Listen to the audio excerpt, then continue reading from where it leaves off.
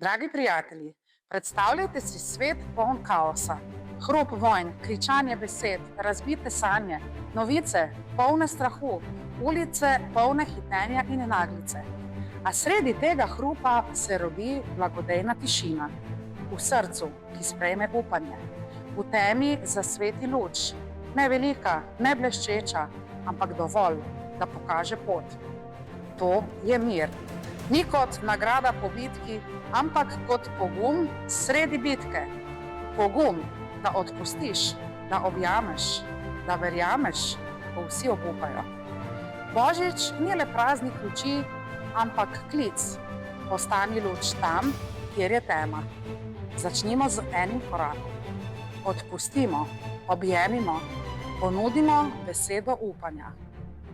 Leta 1914, na božični večer, so se na zahodni fronti v Flandriji vojaki vojskovali. Toda na božični večer so odložili orožje. Zgodilo se je božično premirje. Zamislimo si prizor pozicijske fronte, blato, groza, prestrašeni vojaki, temno, sivo nebo, le nekaj 10 metrov prostora med jarki, med njimi pa sovraštvo. Nato pa zaslišimo tišino božičnega večera. Vojaki na obeh straneh odložijo orožje.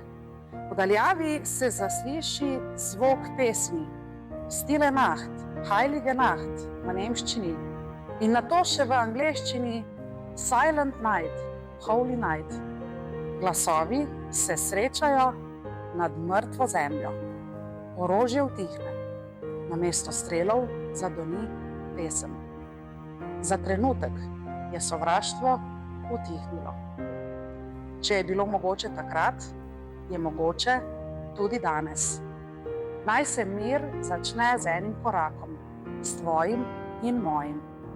Dragi prijatelji, voščim vam vesel, blagoslovljen in doživet Božič, ki naj nam vsem skupaj prinese več miru kot hrupa.